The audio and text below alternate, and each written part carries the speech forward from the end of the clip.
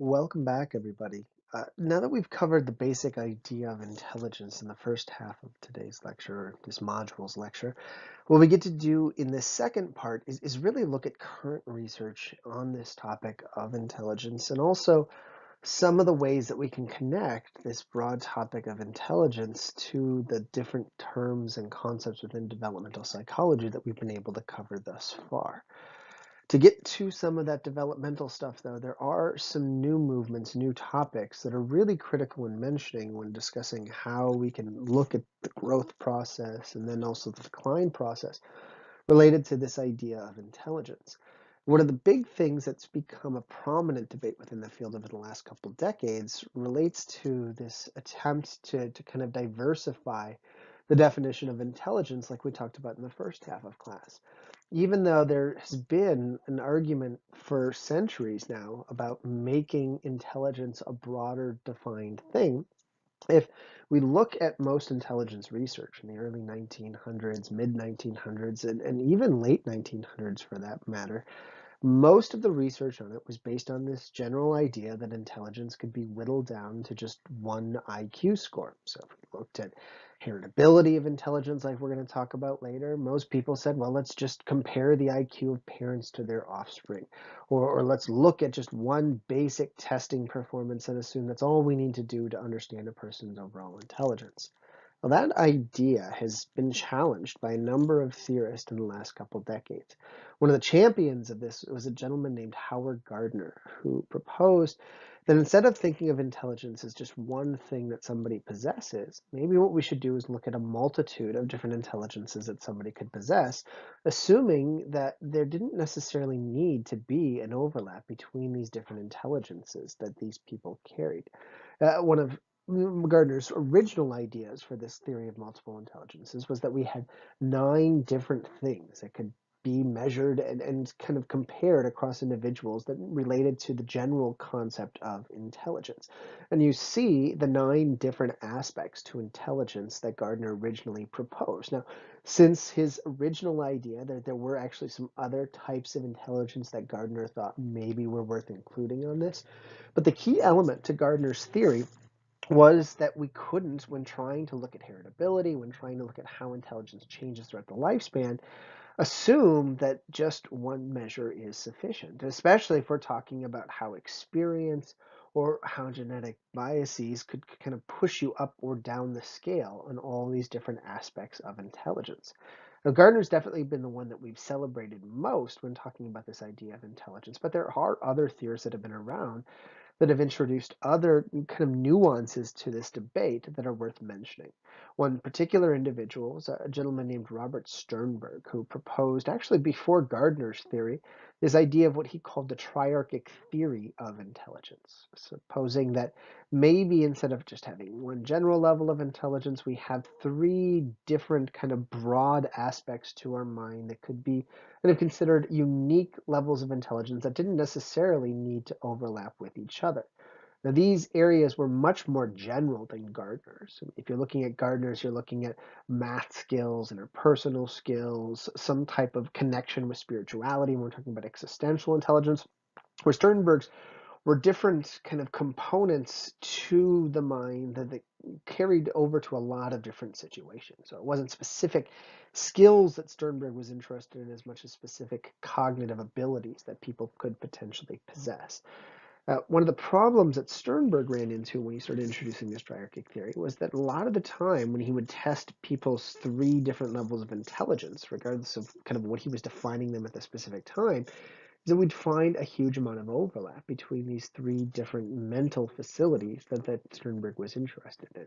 You see on this slide some of the more recent theories, or I guess the more recent terms linked to this triarchic theory of Sternberg's, the analytical, creative, and practical side, but this is just kind of some of the many different triarchic theories that had popped up over the years from Sternberg, and he kept constantly in his research finding an overlap in people's performance between whatever 3 aspects to intelligence that he was interested in. This led a lot of people to kind of move away from Sternberg and focus more on when we're talking about how we define intelligence through the perspective of Gardner's, looking for specific skills that people possess that could be kind of loosely tied to intelligence, but not things that in combination could define a person's overall intelligence. And this led to other ideas that have become common language within the field. Another very important concept that we've mentioned earlier, and we'll mention again when we start talking about social and personality development, is an idea of something called emotional intelligence, or EQ, which was introduced by a pair of researchers named Salvoy and Mayer. And for the last 2 or 3 decades now, Salvoy and Mayer have argued that when looking at people's ability to understand themselves, understand situations, and understand others, understanding a person's emotional intelligence might be much, much more important than understanding their overall level of general intelligence. Even though they didn't say that this is necessarily a part of overall intelligence, they said this kind of separate entity could be something that we want to know if we do want to look at how a person might function in a specific situation. This also relates to two other terms that have been commonly discussed and definitely become very prominent in the field of developmental psychology. It's the idea of something called fluid and crystallized intelligence. Fluid intelligence that deals with our ability to adapt, to learn. In essence, this is what we usually define as intelligence overall. But oftentimes when we're trying to kind of define people's ability to adapt, that tends to kind of get mixed in with people's, I guess, accumulated knowledge over the years. How much information you know, how many words you've learned, how you've learned to solve problems through experience, all is a part of general intelligence, even though we don't necessarily think of it as kind of the key element to it. Well, when we talk about fluid and crystallized intelligence, we see people breaking up those two things that are really key in our ability to perform well in intelligence tests. Fluid intelligence, kind of the flexibility of our brain, and crystallized intelligence, how much information we've accumulated over the years. Now, this idea, fluid and crystallized intelligence, has been tied very, very closely to developmental psychology when we've looked at people's performance throughout the lifespan. And what we see is really interesting. Our cognitive flexibility seems to be very high in our kind of early adolescence, all the way into early adulthood years, and often peaking at around 20 years of age, give or take a few years for each individual. What this means is if we're trying to master new things, trying to understand new concepts, trying to really grow in our understanding of the world, it seems to be much easier to do when we're in or somewhere between teens and 20s. Once we get into our later years, the thing that really continues to grow is this thing we call crystallized intelligence. In essence, accumulate more and more information, learn how to perform different ways in different situations. And that allows us to adapt really well, even if our brain isn't nearly as flexible as it was back in our 20s and 30s, which means, oddly enough, our performance on intelligence tests can continue to increase throughout our lifespan if, of course, there's no major biological or structural changes to our life. Now, this idea of fluid and crystallized intelligence can be seen as ways to kind of look at overall intelligence on their own, or it can start to be applied also to things like Gardner's theory of multiple intelligence, looking at how easily we could pick up new mathematical concepts versus how many mathematical concepts we have in our head at a given time. In fact, some researchers in developmental psychology are exploring this idea of the fluid and crystallized intelligence for different aspects of intelligence that we might possess. We're going to revisit this idea again as we get into other themes and other the kind of concepts that have explored over the years from the developmental perspective. But I do now want to look at one specific aspect to intelligence that's also a key thing to discussing when talking about developmental theories.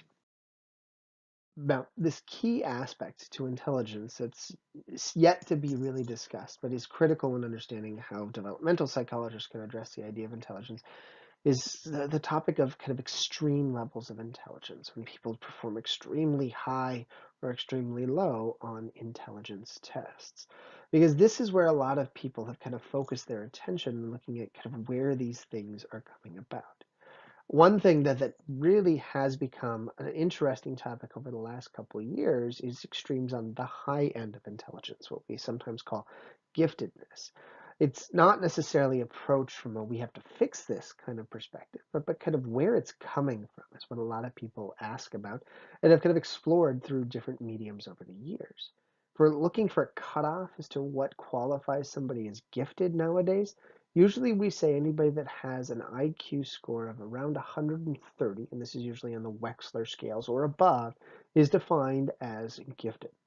Of course, this means we're defining intelligence, high levels of intelligence, as just a general thing, right? You're high in your general performance on these tests. Now, others have argued that giftedness should focus not on just kind of overall test performance, but specific aspects of intelligence that somebody might be gifted in. And this has become especially a good argument since we've looked at the fact that most intelligence research seems to suggest that people who are gifted tend to usually be really good on one or two or three different aspects of intelligence, but very rarely are they good on an entire litany of different aspects of intelligence.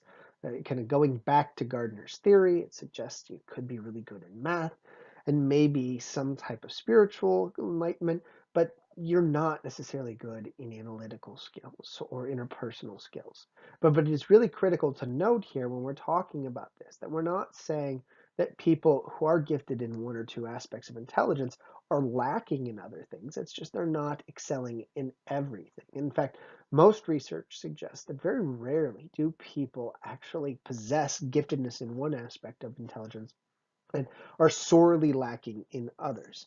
This does kind of go against the norm that we typically think of. I'm sure many of you watch movies and television shows and see these very bright individuals who inevitably in these television shows and movies have some quirky thing to them that kind of comes as a result of them just being really good in that particular skill, right? You've got scientists that can't communicate, or you've got people really good at math that can't read other individuals. It doesn't usually happen. A great example of this, and you can see this in the picture, is Bill Gates on the lower right-hand corner. You know, most people think of him as kind of awkward, unusual. In reality, Bill Gates was just brilliant in certain aspects of his life and kind of average in other aspects, but that kind of contrast made him look lacking in specific characteristics. There are specific scenarios that can arise that cause people to be very, very good at one thing and not necessarily good at almost everything else. This is linked to something called savant syndrome, and usually it's linked to specific developmental disorders. There's people on the autism spectrum that can sometimes possess very high skills in one thing and not necessarily be very good at most other things, and especially in terms of social interaction and other things relate to intelligence. A great example of this is depicted in a famous movie that was played by Dustin Hoffman called Rain Man. That's the picture in the upper right-hand corner. But if we're looking at this from an extremely scientific perspective, note that the giftedness is something that seems to be highlighted in specific aspects of intelligence performance, and it doesn't necessarily have to come at the cost of performance in other areas. It's just you're not usually gifted in almost every aspect of intelligence that we could look for. If we're looking for where this comes from, what we've seen is that genetics do seem to play a fairly prominent role in people's proclivity to develop this idea of giftedness. But there's also considerable research that suggests that early childhood environment is a key catalyst to push people that maybe have a predisposition for high levels of intelligence into that echelon where they can perform really well at specific things.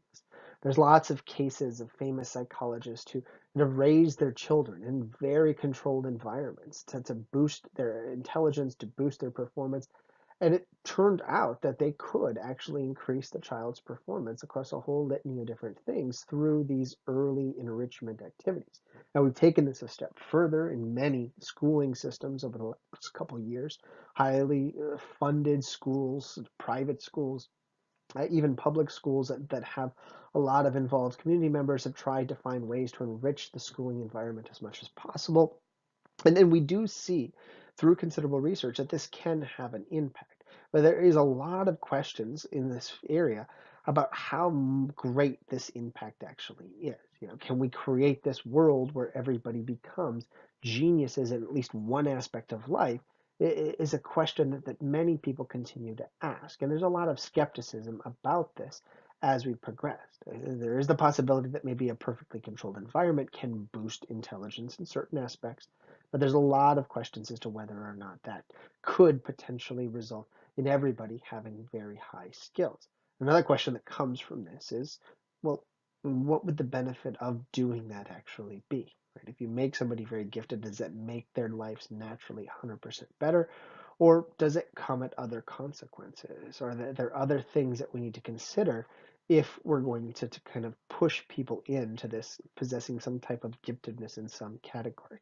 Something that's still debated, but something worth looking at when talking about kind of how developmental psychology and aspects of intelligence all come together.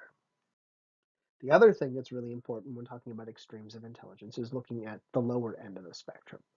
What for decades was described as mental retardation has now been, in the most recent edition of the DSM, been redefined as what we now call intellectual disability. If you ever hear somebody talking about mental retardation, just let them know that that particular term is no longer necessarily appropriate, but the term used by clinical psychologists, by developmental psychologists, when talking about people who perform much lower on IQ scores or IQ tests than other individuals. Just like we had a cutoff for mental giftedness, we also do have an arbitrary cutoff for intellectual disability, which is an IQ score of around 70 or lower. When we're talking about how to define somebody as intellectually disabled, usually we kind of lay off defining somebody's intellectually disabled until they reach about the age of 18. There are terms that can be used for children, adolescents who aren't quite at that 18-year-old threshold that are performing below average on different aspects of intelligence. But for somebody to be qualified clinically as intellectually disabled, usually we wait until about the age of 18. And what we're looking for there again is poor performance on intelligence tests. Usually it's again the Wechsler scales and also other aspects of life related to intelligence where these people are shorthanded, where they're struggling, right? They're struggling to maybe adjust to new situations, or they're maybe incapable of functioning on a day-to-day basis without having problems pop up. That's when we start looking for a label of intellectual disability, and we start looking at kind of how this is coming about if we're talking about it from the developmental perspective. If we are looking at this topic of intellectual disability from a developmental perspective, there are other really important topics to mention that have been explored over the last couple of years. Usually when we're talking about intellectual disability, we do have that cutoff of around an IQ of 70, but we care a lot more about differentiating between different low levels of IQ when talking about intellectual disability than we do when we're talking about giftedness. We're talking about most people with intellectual disabilities. We're talking about people that have what we would maybe call mild to moderate intellectual disability. These are people that have an IQ score usually around 50 to 70. It's the vast majority of people who are defined as having an intellectual disability. And what we see with these individuals in this range is they tend to be experiencing what we call cultural familial links, which means in essence, they've had a pretty bad environment that they've grown up in, or there's been some tough things that they've encountered, and because of that, their mental development has been kind of slowed. They haven't necessarily experienced the stimuli that they need to keep their brain at the level of most of their peers, or get their brain up to the level of most of their peers. There's a big push with this particular level of intellectual disability when we're detected to try to come up with some type of an intervention, try to come up with some type of remedial education program or exposure therapy that can kind of help these people catch up to a large portion of the population so they're more capable of functioning on a day-to-day basis. So they don't have many of the struggles often associated with this definition of having an intellectual disability. For people that perform much lower on IQ tests, fortunately, this is a small percentage of the population, but there are some nonetheless that perform below an IQ score of 50 on things like the Wechsler scales. Most of these individuals are defined as having some type of, or actually not defined, but kind of found to have some type of genetic deficit that can be tied to this lack of cognitive development. One of the things that we've talked about earlier, Down syndrome, and other kind of developmental disorders are often the things tied with very, very low performances on these IQ tests. There are some exceptional cases of people with genetic deficiencies that have been put in specific environments where they can actually perform above an IQ score of 50 on these IQ tests, but those are fairly rare. Usually when we're looking at people that are performing very low in IQ tests, really struggling with day-to-day life, we're talking about people with either some type of genetic issue or biological issue that's really causing their brain to be incapable of functioning at a high level. And this makes the interventions for these individuals very different for those that we see with those cultural familial links that we talked about earlier. Usually it's about maintenance. Usually it's about kind of trying to find a way to help these people function with something that's not necessarily uncurable, but something that's a lot more difficult to try to attack.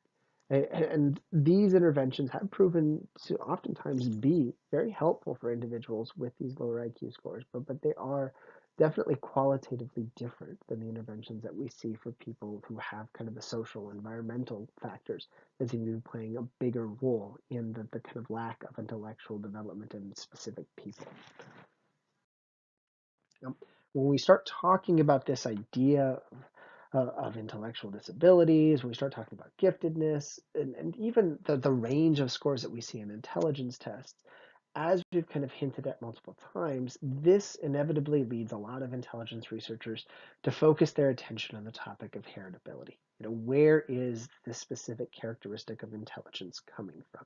Is it nature, which is again the thing that can be linked to genetics, to biology, and biological predispositions, or is intelligence performance on tests or in different situations linked to nurture? How much exposure you've had to things, how many environmental stimuli you've had over the years.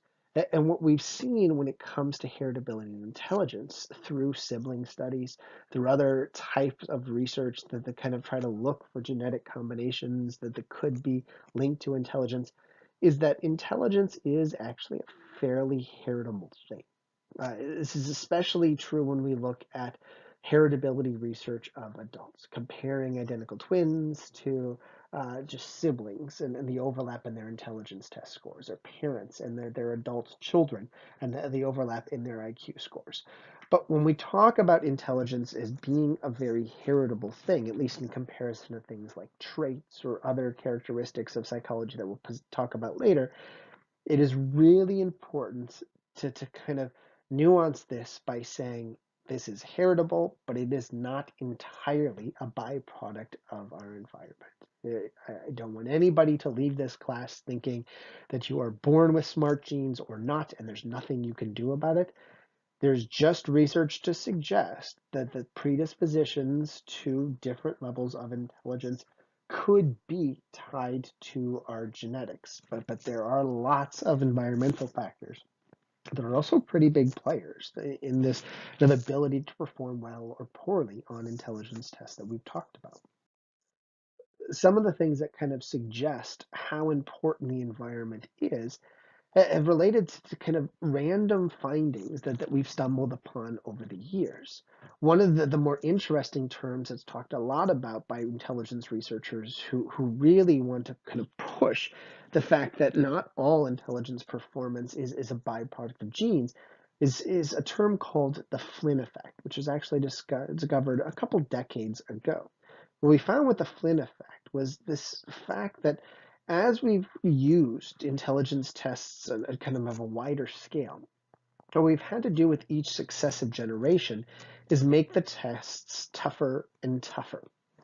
In essence, if somebody in 1997 took an intelligence test from 1932, they'd probably rock that intelligence test, even if they were just an average intelligence person in terms of 1997 standards. And this continual push to make intelligence tests more and more difficult to just kind of keep the average where it is, because again, since IQs are now determined by how you do with comparison to your peers, not your grandparents or your parents, it kind of shows us how intelligence has seemingly kind of grown over the years, or at least our ability to problem solve has grown over the years. And this means that obviously the environment that we find ourselves in is stimulating us enough to kind of help our ability to perform well on these tests. Now, it's also important to note and this can really highlight how important the environment is in terms of intelligence test performance, that this Flynn effect has started to wane over the last decade or so. So there was a huge jump from the 1930s to the 1960s and 1960s to the 1990s. But since the mid 1990s, early 2000s, what we've seen is that this Flynn effect has all but stopped. In fact, some studies have suggested that intelligence test performances have started to decrease a little bit, and the standards have actually had to be lowered in recent years to account for poor performance on average of individuals taking these IQ tests. And this suggests, again, that environments has to be considered when talking about people's intelligence, right? And the lack of stimulation or the specific types of stimulation people are getting can greatly impact people's ability to perform well on these intelligence tests. It also means that when we're talking about environmental cues and how they affect us, that it's probably worth noting that even though people often admonish children and admonish kind of our current generation, that the amount of stimulation that people have had over the last couple of decades has allowed individuals in this current generation to perform better on many intelligence tests than any generation before. Of course, that doesn't necessarily mean that these individuals are smarter, it just means that they can do better on these intelligence tests. But it does mean that we need to consider the environment to kind of appreciate how important our early exposures are. And to really highlight how powerful this Flynn effect has been, other studies have been kind of plopped on top of it to kind of show the importance not only of the environment, but those critical eras in our life, especially the first couple of years, that can play a role in the rest of our life with respect to intelligence. There's been a number of studies that have shown that children who have, say, a year out of school because of some type of illness or because their family is moving often perform not only lower on intelligence tests the following year, but they continue to kind of be below the average even after they have prolonged exposure to school that have kind of gotten back into the flow of the academic system after they had taken that year off or even a couple months off.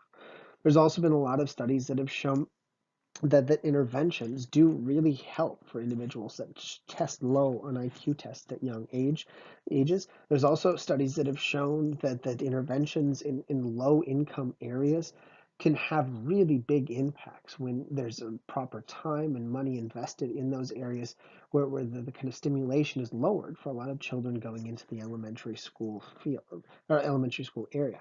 For those of you wondering what the picture in the lower right hand corner is, that's actually a picture from a very popular movie just a few years ago that kind of followed the life of a girl who kind of was put in a very bad situation throughout her entire life. And it's a movie called Precious. And it just looks at kind of all the different things that played a role in her inability to kind of develop socially and cognitively like many of her peers. And it brings into question, how much we're doing to individuals to kind of either put them ahead or behind other individuals in terms of the intelligence scale and their life in general.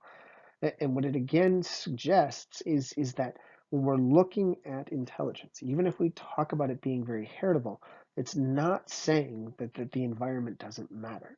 We might have different set points where we're coming from, but there is so much flexibility in our intelligence in terms of our ability to perform and in terms of our ability to process things, that we cannot discount the impact of the environment, the power of the environment, when looking at where somebody's intelligence performance comes from when they're, say, near adulthood age.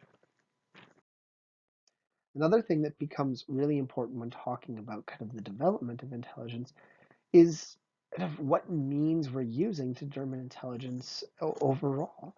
One of the classic debates that's popped up over the last couple of years, comparing different countries in terms of their intelligence or different cultures, or if we want to look at some of the more sad debates that have happened over the years, looking at different races in terms of intelligence, is we see that many people trying to kind of compare intelligence across different cultures, especially ones trying to prove that their culture or their group is significantly superior to other groups, tends to be focusing in on what they consider key aspects to intelligence, how they define intelligence in their own group.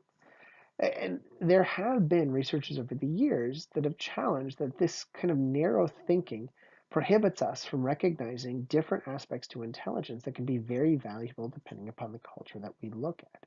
There's a slightly outdated video that I have got listed here from the 1980s, actually I think it's early 1990s, that actually follows a group of children from an Aboriginal tribe in Australia of looking at how, even though they were considered very low in intelligence in basic tests, they actually, through research, were shown to have very high levels of intelligence in one particular aspect of cognitive functioning. And this again harkens to the fact that intelligence can be actually very multifaceted, and that we might not possess kind of universal overall levels of high intelligence. There can be, through exposures, through specific experiences, certain things that we're very good at. And when taking into account cultural context, it again screams how important environment, how important exposures are when we're talking about not only your overall level of intelligence, but which aspects of intelligence you're very good at. I encourage you to kind of click on this link here or go to this link listed here so you can watch this really interesting about 10-minute video that discusses this topic further. Then we can move on to the last couple slides for this particular topic.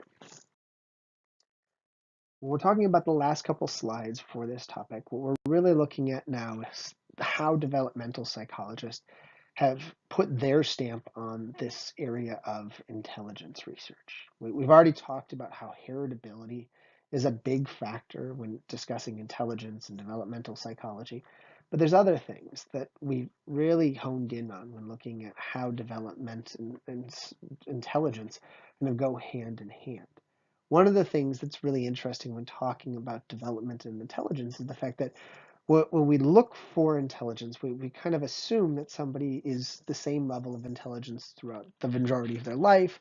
And because of that, we can look at heritability throughout. But what we've seen in research actually is that when we use our basic intelligence tests on infants, on children, on adolescents, on adults, is that there's actually a great deal of fluctuation in intelligence performance in individuals, especially in very young ages. In fact, if we're looking at intelligence testing in infants, what we see is a very high level of fluctuation from week to week or even month to month with these young infants. Once we get into childhood, especially late childhood, intelligence performance starts to become more stable, but there is still a great deal of flexibility in people's overall intelligence scores at that time from month to month. And projecting out what somebody's intelligence level is going to be in terms of their adulthood when you look at a young child is a very difficult task.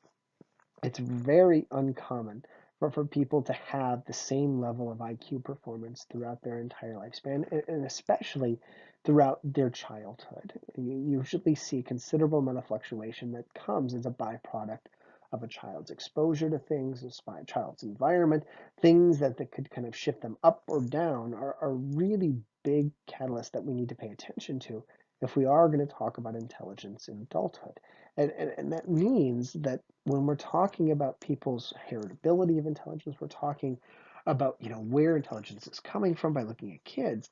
It means that we're playing a really difficult to follow game when trying to kind of say predict how good somebody's going to be in school or how good somebody's going to be with a specific intelligence characteristic like music or athletics by just looking at them in their childhood. There's just too much flexibility there for us to be able to say that we know exactly where you're going to be based on your intelligence level at a specific age. Now, once we get into the adulthood years, especially late adolescence, early adulthood years, we know that IQ level of individuals at that point is fairly predictive of your IQ in adulthood. You do not usually have a lot of fluctuation throughout the kind of late adolescence, early adulthood, mid adulthood years, minus, of course, the fact that there could be some type of brain malformation or some type of other kind of environmental factor that shifts a few individuals. But statistically, once getting into late childhood, early adolescent years, that's when we can start to probably put a lot more weight on intelligence performance. Even though, again, there's specific aspects to intelligence that might shift through exposure over the years. This leads us back to another thing when we're talking about kind of changes through adulthood, and that's what specific types of intelligence could actually change as we get older. If we're looking at two of the terms we talked about in the first half of class, fluid and crystallized intelligence, like we said earlier, these things do develop throughout the lifespan, but one falls off fairly early in the 20s and 30s, while another continues to increase pretty much throughout the entire lifespan until there is a big change in the environment or kind of development of a person's brain. Fluid intelligence, as we mentioned, caps off at about 20, but you can see in this picture, it's not that when you get into your 30s and 40s, you're not capable of doing anything. Your fluid intelligence is still pretty darn high in your 50s, 60s, and 70s. So for those of you that swear because you're an old dog you can't learn new tricks, no, there's very little research to support that. That just means it's maybe a little bit harder for you to learn those new tricks. But with respect to the other type of intelligence, crystallized intelligence, what we see here is that you continue to accumulate new skills. You continue to accumulate new information, so your performance in intelligence tests is usually better and better throughout your entire lifespan until you do, of course, again, have those huge changes in your environment, like retirement or like some type of kind of health issue that causes that crystallized intelligence to either level off or start to decrease in your later years. We're looking at specific aspects of intelligence, like Gardner's theory of multiple intelligences. What we do see as you age is that there are different points where you drop off in certain things. Your perceptual speed, how quickly you can do mental tasks, does show a very high rate of decline once you get past the mid 20s. In fact, when you're in your 60s, your perceptual speed drops dramatically. And this is something that we've already tied earlier to issues with things like driving or navigating kind of difficult scenarios. But other aspects of intelligence do seem to increase almost throughout the entire lifespan. Vocabulary is something that can grow, even though it's not as exponentially high as we get into our 40s, 50s, and 60s. And in fact, a lot of different types of intelligence seem to just kind of level out once they get into around the 30s or 40s with kind of small shifts happening here and there. Of course, when we're looking at some of this research talking about drops in intelligence, it's also important to note that some of these drops have been attributed to another issue that we've talked about before.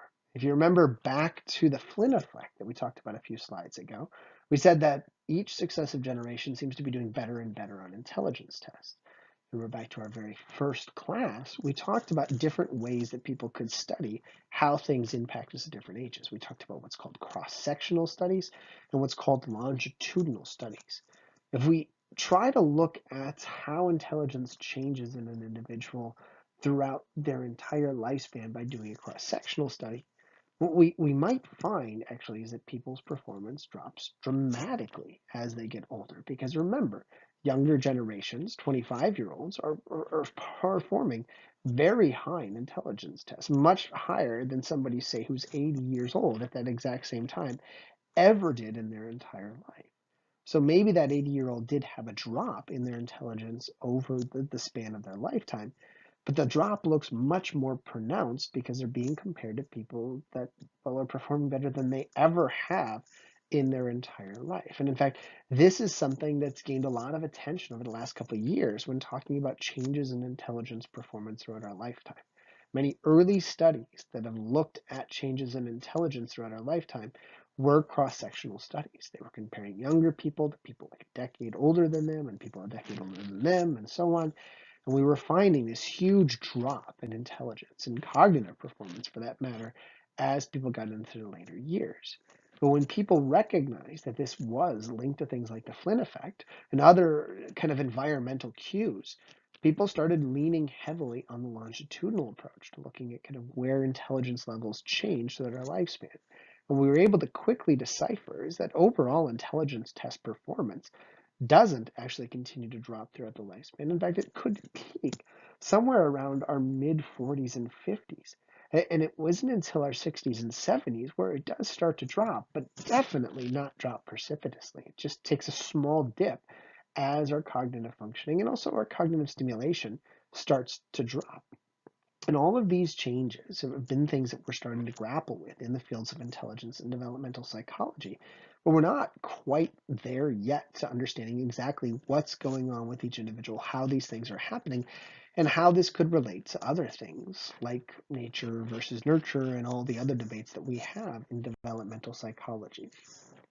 Of course, this has also led people, when talking about these drops of intelligence, to discuss another and have often inferred but never really scientifically studied topic, at least one that hadn't been studied for a long time. That's the idea of something called wisdom, or sometimes people call it pragmatic knowledge.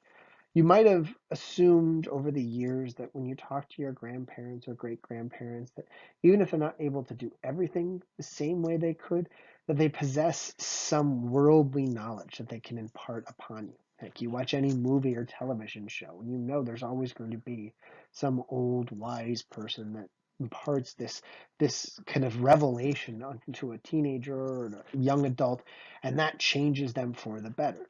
When we started to kind of look at this idea of wisdom from a scientific perspective, many people were shocked to find that wisdom seems to be something that's more a relic of our kind of stories than it is a relic of what we truly find in research. As we talked about, people's overall levels of intelligence do seem to drop as they get a little bit older. Now, it's not that their cognitive functioning is completely gone. It's not that their ability to understand things is completely gone. And in fact, our crystallized knowledge is continuing to increase. So people are accumulating more information even if they can't necessarily adapt to it as well or kind of mix it together as well. But it is important to note that even though we don't think anymore that the people suddenly become extremely wise just because they automatically get old, that wisdom is something that could exist, but something that probably is linked to early intelligence exposures, early kind of environmental factors, much more than it is to just getting old. Usually, what we see with wisdom is that many people who would be described as being wise, so people that have good interpersonal skills, people that have the ability to kind of analyze the situation well, people that have the ability to kind of recognize themselves better, seem to be individuals that possess specific personality characteristics, things that we're going to talk about a little bit later in future lectures, and also people that seemed to be kind of, I guess, more worldly, more knowledgeable, even at a young age. Usually, wisdom has been shown to emerge somewhere in actually early adulthood or late adolescence. These people are already making better decisions, already kind of reacting to things in ways that allow their lives to be much more enjoyable, and kind of where this wisdom is coming from, what's a precursor to it, how we can bring it out in individuals, how this impacts people throughout their lifespan, has become a new source of interest to a lot of people looking at this intelligence topic through the developmental lens. And if any of you are looking for a new avenue to pursue, this might be something worth looking into. Now that we've covered this idea of wisdom and a whole bunch of other things, I think we're at a good point where we've gotten almost everything we need to get out of this intelligence topic. Obviously, we've covered a lot, right? Where developmental research kind of meshed with intelligence research and kind of also the history of intelligence research and tests were important to note here. Obviously, we've said that intelligence is a somewhat stable thing throughout our life, but there is kind of moments in life, especially infancy and early childhood, where there is more fluctuation. And that means that leaning heavily on just all research with intelligence should not necessarily be done without at least a little bit of caution. It's also really important for you to note that there's a lot more to be answered with respect to this idea of intelligence. A lot of extra questions that we haven't been able to completely tackle because of how broad, how difficult it is to explore this topic of intelligence from a scientific perspective. So I encourage you to look more into this, do the readings, but for now, well, we're done. That means in your next class, you should be looking now into the topic of language.